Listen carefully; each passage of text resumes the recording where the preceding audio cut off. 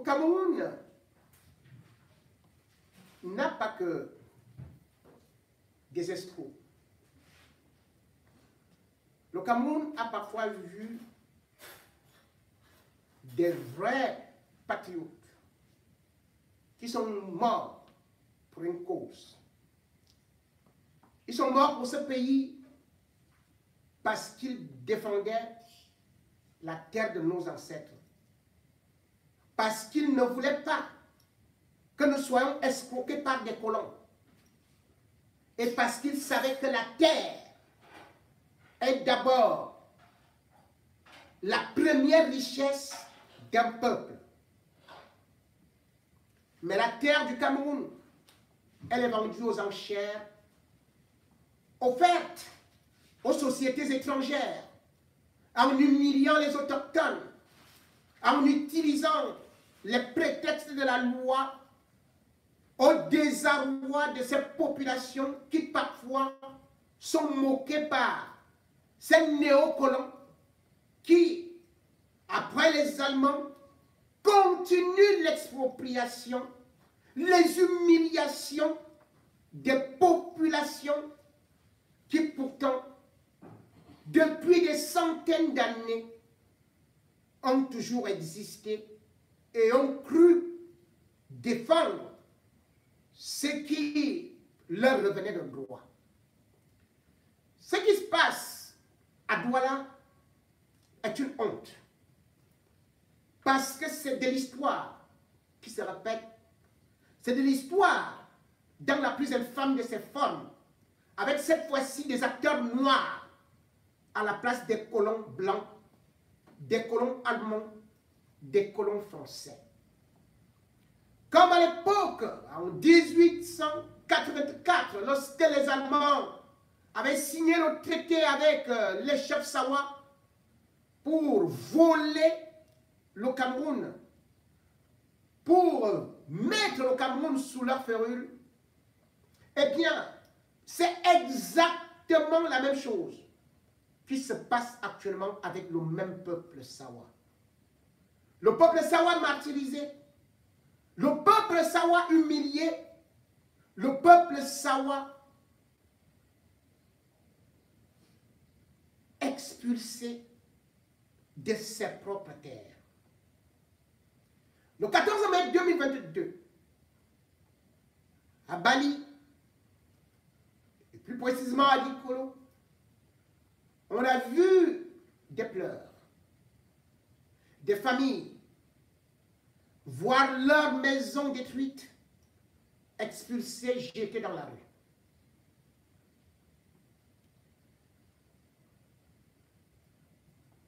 Des bébés pleurés, des gros engins tout broyés, et puis un État narguant des populations avec des autorités toutes satisfaites et rigolant dans un coin de la bouche, montrant leur force. Le peuple Sawa, aujourd'hui, est dans la détresse. Et comme à l'époque coloniale, il y en a beaucoup au pays qui s'en moquent, parce que ça ne les concerne pas.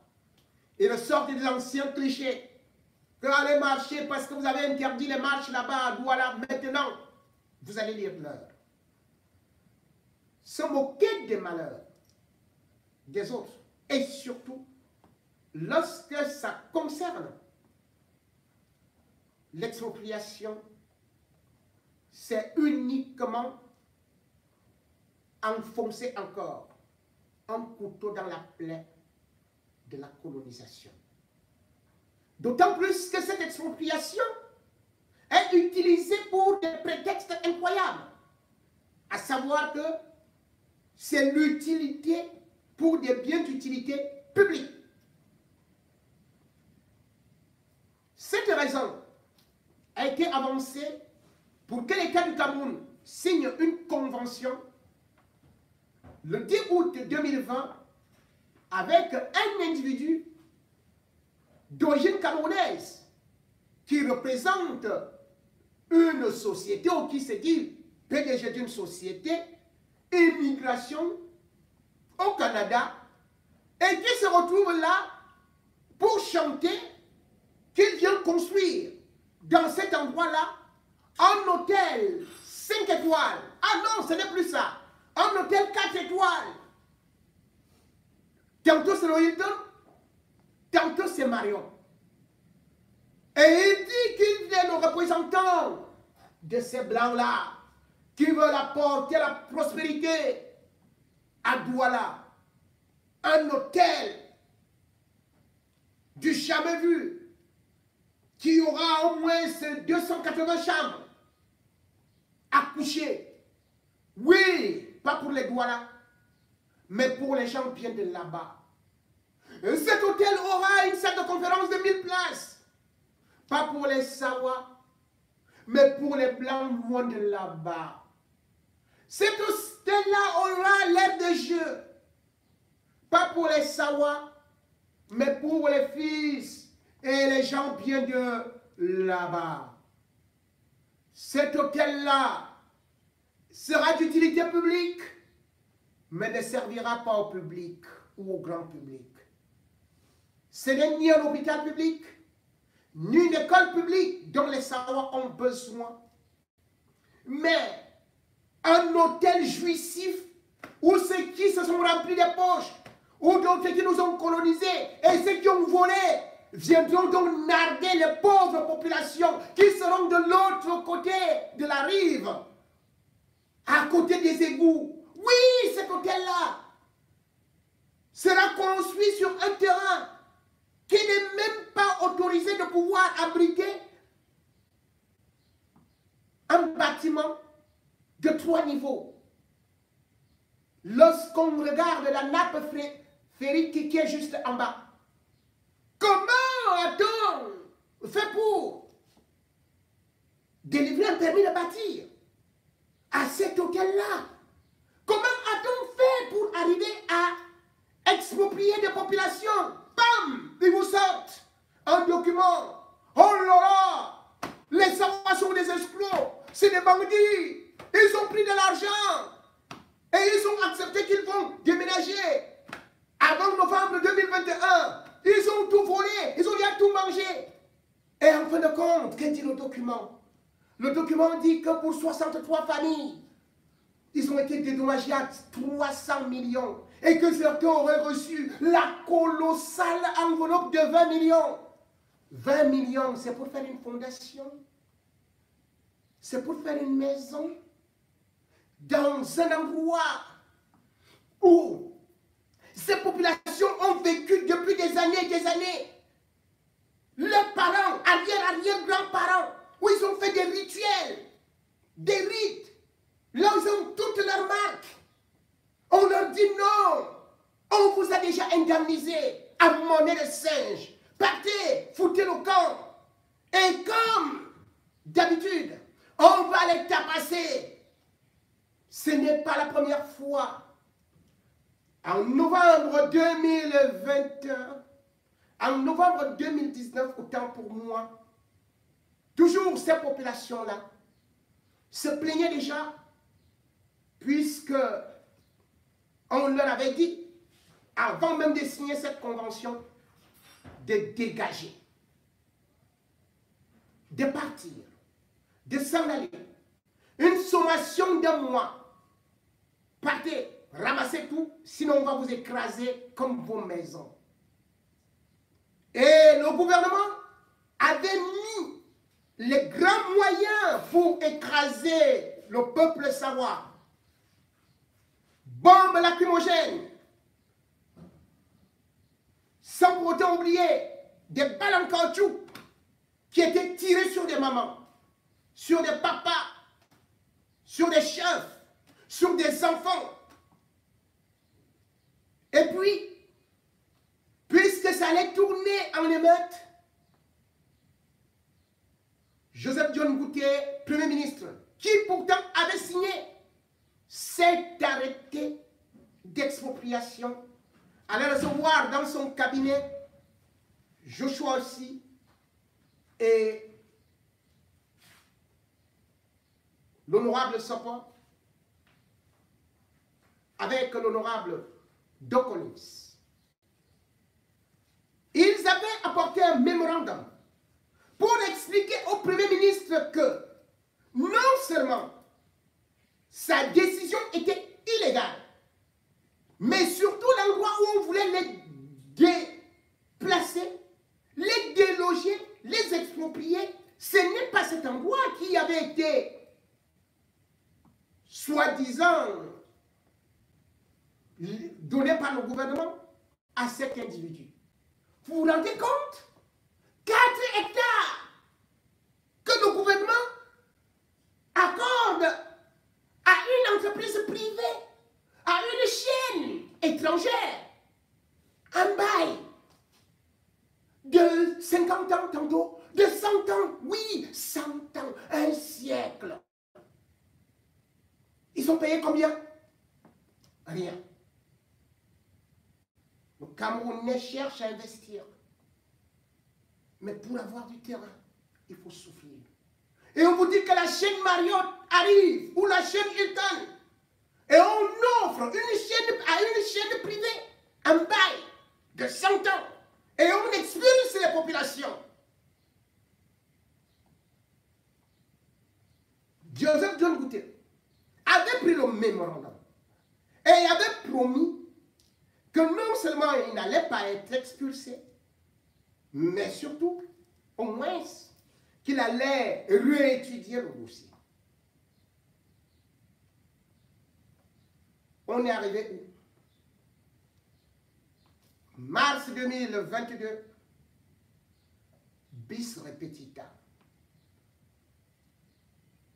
À l'époque, les Savoie étaient prêts à se sacrifier, prêts à créer une révolution. Mais ils avaient écouté leur chef qui avait dit que Yaoundé, au regard des éléments qui ont accompagné leur mémorandum, avait enlevé l'épée de Damoclès et qu'ils ne seront plus expulsés, expropriés. C'était une façon de les calmer, juste un instant, avant qu'ils ne s'attaquent même d'ailleurs à des gros poissons, comme cet avocat qui lui-même, avec sa belle villa, s'est fait expulser comme un rat. Et puis, c'était pour montrer à ces petits-là que, vous voyez, celui qui voulait se taper la poitrine là, on l'a humilié, et combien de fois vous?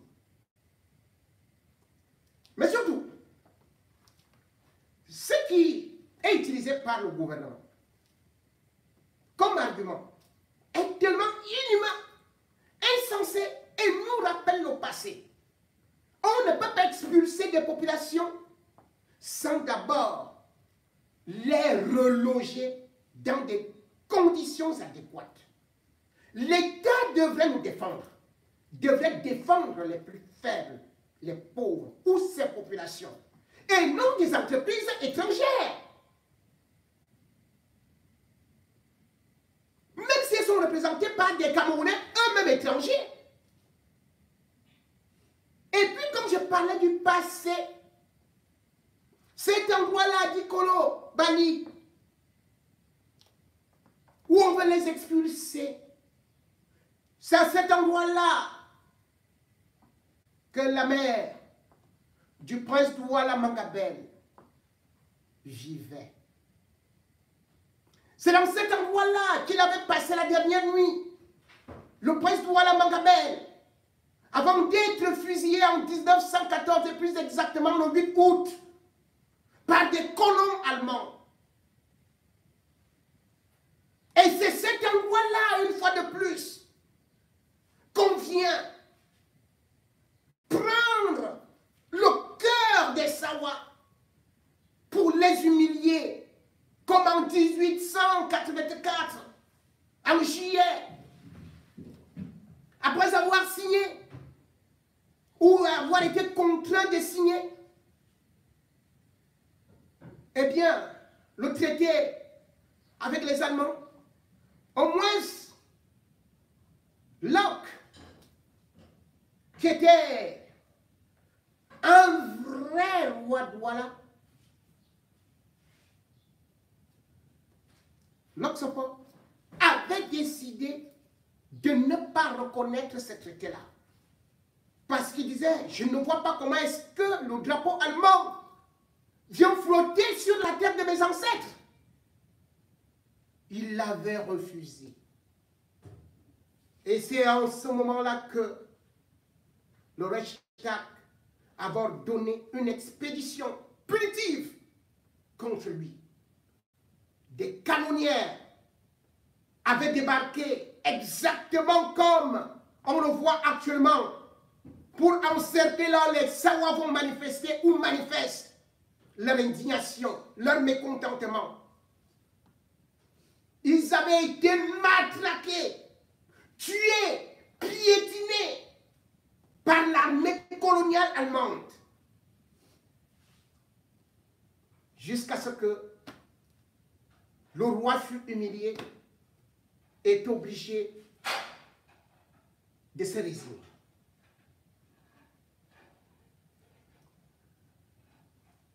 Rudolf Mangabell a succédé à son père et il a repris ce combat, la guerre foncière, pour défendre les terres de Sawa. En 1908, c'est lui qui dirige ses troupes. Il commence à voir que les Allemands sont en train de vouloir prendre les meilleures terres, le plateau de Jos, pour les expulser,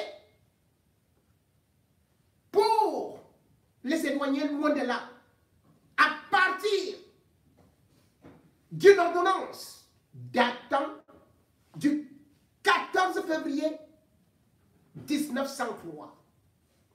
Les Allemands avaient sorti cette ordonnance-là que le gouvernement Biya continue à utiliser. Cette ordonnance disait que l'État ou le gouvernement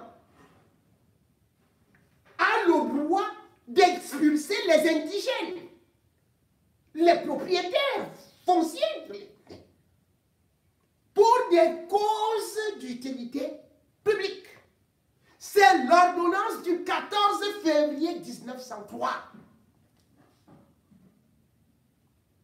Et c'est ce que le gouvernement Biya utilise. Un investissement privé devient une cause publique. Et lorsque Douala Mangabell avait vu ça, il avait dit, je ne peux pas accepter ça. Et il avait écrit au Reichstag qu'il n'est pas d'accord. Et bien sûr, il était avec son compagnon Gossodin. C'était des vrais patriotes, des gens courageux. Mais par la suite, quand on a vu qu'ils mobilisaient les Sawa et qu'ils le suivaient, eh bien, ils ont encore utilisé le gouverneur colon allemand Raab pour le mettre à mort. Il va lui dire, tu choisis être entre chefs ou alors être chef rebelle pour faire le combat de la terre. Il l'avait accepté, abandonné ses honneurs de chef pour défendre son peuple. C'est ainsi qu'il a été destitué par le colon. Comme à Tangandji, destitué, c'est un chef aujourd'hui. C'est les colons à l'époque qui nommaient, qui faisaient et défaisaient des chefs. C'est la même chose avec le régime Biya. En 1911, Douala Mangabell d'ailleurs avait encore écrit une lettre de protestation au Reichstag pour dire, pour dénoncer que Comment se peut-il que nos terres deviennent aujourd'hui une affaire d'État ou d'utilité publique? C'est des terres de nos ancêtres. Parce qu'il faut se dire qu'au plateau de Jos, lorsque les Allemands arrivent, qu'est-ce qu'ils vont dire? Ils vont dire que bon, écoutez, on va déloger les Douala et ils vont créer cette histoire qui va justement faire que Douala Mangabel s'énerve et se révolte en disant je ne suis pas d'accord avec Grosse Douala. Ils avaient appelé ça Grosse Douala. Nous allons faire nos plus grands ports, nous allons faire nos plus grands ceci d'Afrique, nous allons faire ceci, nous allons faire cela. Et dans ce cas-là, allez, il faut que les indigènes soient dégagés de l'autre côté. Et c'est pour ça qu'on les pousse à Bali. C'est les Allemands qui les ont poussés à Bali. Là, on veut maintenant encore aller les chasser. On a poussé les Belges là-bas. Ils ont été obligés. Parce qu'il fallait un quartier administratif pour les Européens. Là, ils devaient vivre. Ils disaient que ce sont les Sawa qui avaient le paludisme, qui avaient la nouvelle femelle. Ils étaient sales. Il fallait les dégager. Après, il fallait créer au moins 1 kilomètre comme frontière entre eux et les Sawa. Et ils devaient rester là-bas, loin, chez eux là-bas. Et les Sawa de l'autre côté. Rudolf Mangabel s'est réveillé jusqu'à l'extrême. Mais comme on ne peut pas aller dans tous les détails de l'histoire, on prend juste le raccourci. Que c'est après avoir eu une première fois raison en Allemagne, où il avait envoyé son secrétaire, Ngossodin, aller sensibiliser la population allemande sur la guerre foncière qui était là. Et surtout que les Allemands avaient aussi envoyé une expédition punitive, comme Yaoundé. Ils avaient envoyé une expédition de 850 soldats contre les Sawa. Ce que Biafo aujourd'hui, les Allemands l'ont fait. Ils s'inspirent des Allemands, des colons. Votre Bia panafricaniste là, les Bia que les Elimbi Lobé supportent, le voilà donc. Il est comme le colon Douala qui a combattu les Sawa. Le colon allemand qui a combattu les Sawa.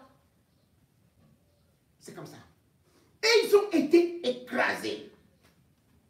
Finalement, Douala Mangabel, après avoir tellement bagarré pour la dignité de son peuple, eh bien, il sera traité de traître contre les Allemands. On va l'arrêter, on va le juger sans avocat. Il sera condamné le 7 août 1914, puisque l'avocat qu'il avait, c'était un avocat allemand, qu'on avait d'ailleurs expulsé de la salle. D'ailleurs, non seulement il n'a pas assisté au procès, mais jusqu'à ce jour, on n'a jamais retrouvé son corps porté disparu. Douala Mangabel sera pendu, tout comme Ngossodin, parce qu'il a défendu les terres des Sawa. En même temps, de l'autre côté des Bolova, chez Paul Biya, le même jour, un noble Béti, qui lui aussi connaissait ce qu'on appelle le patriotisme, qui défendait le pays et qui savait que les colons venaient là pour piller et pour prendre les terres. Martin Paul Samba, lui aussi, il était tué. C'était à Eboloa. Si jamais les autorités camerounaises avaient un cœur, si jamais on enseignait l'histoire, notre histoire, l'histoire de nos ancêtres, les dignes ancêtres qui se sont battus pour ce pays, si on enseignait cette histoire dans nos livres d'histoire,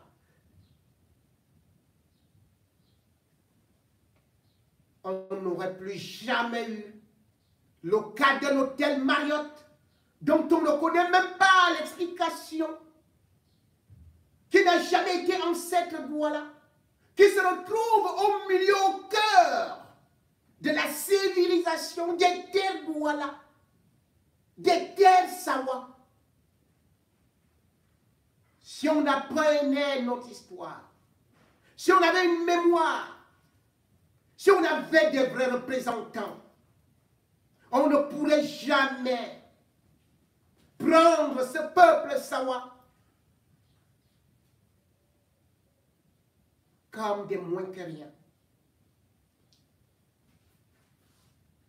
On a pris les anglophones comme des moins que rien. On les traitait d'anglofous. On est parti créer une guerre là-bas. Toujours l'État central de Yaoundé. Ils ont humilié les avocats. Ils ont envoyé leur armée bombarder. Et nous y voici avec l'Amazonie, où le sang coule à flot, alors qu'on célèbre la République unie du Cameroun, ou alors le 20 mai, fête de l'unité.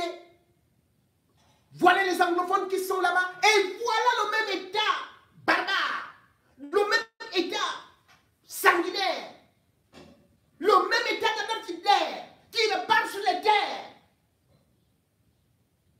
du peuple Douala, du peuple Sawa, pour provoquer une autre guerre. Parce que c'est disant, comme les Allemands, les Douala sont divisés. Les Douala ne savent que danser. C'est ce que les Allemands disaient. Et c'est pour cela que le régime de Yaoundé, convaincu que les Sawa n'ont pas des armes, ils ne peuvent appeler que leurs ancêtres qui sont malheureusement morts et qui ne peuvent plus rien faire, qu'ils n'ont plus les chefs traditionnels ayant autorité, qui n'ont plus cette ferveur, parce qu'associés de toutes parts par un régime malabar. Et c'est pour ça que ce gouvernement barbare a décidé même interdire une simple manifestation au peuple Douala. On te tape, on te fracasse, on t'interdit, encore une fois de plus, de pleurer. Le peuple savoir est en train de pleurer. C'est toute la communauté camerounaise unie parce qu'on ne peut pas fêter l'unité et se moquer d'autres. Nous formons un même peuple. Parce que lorsque Rudolf Mangabel pleurait à Douala, s'indignait à Douala, Martin Paul Samba au sud le faisait autant. Ce Cameroun-là avait de fervents défenseurs, de fervents patriotes. Pas ce Cameroun où chacun est dans son petit clan, disant ça ne me concerne pas, ça ne regarde que les Sawa. Ces terres qui sont expropriées aux Sawa, demain ce sera toi. Parce que dans chaque village, il y en avait des entreprises chinoises, il y en avait des entreprises vietnamiennes, il y en avait des entreprises turques. Pour vous dire que c'est pour des biens, des causes d'utilité publique. Mais vous, vous ne faites pas partie du public. Vous êtes plutôt à jeter sur la voie publique. Parce que eux, ils ont déjà leur grande maison à l'étranger. Parce que eux, ils peuvent faire l'exploitation forestière, dévaster des villages entiers. Parce que c'est la terre entière, le Cameroun, notre terre, mère, leur appartient, c'est leur chair, c'est leur père, et ils en font ce qu'ils veulent. Le peuple sawa doit être soutenu, qu'on soit Bamileke, qu'on soit Ekambeti, qu'on soit anglophone, qu'on soit Wadjo, qu'on soit Pygmée, qu'on soit n'importe quoi, peuple, Bamoun, tout le monde doit se lever pour dire stop là. Le Cameroun nous appartient. Nos terres nous appartiennent. Ce sont les terres léguées par nos ancêtres. On ne peut pas effacer l'histoire, la mémoire d'un peuple sur une terre de 300 ans où quelqu'un a eu à mettre le crâne de ses ancêtres et on le déplace pour mettre un hôtel où les gens viendront faire des acrobaties matelassées, où ils viendront souiller tout ce qui a été légué comme valeur par nos ancêtres. Mesdames et messieurs, tout en vous disant que je suis en colère, je vous prie d'être solidaires.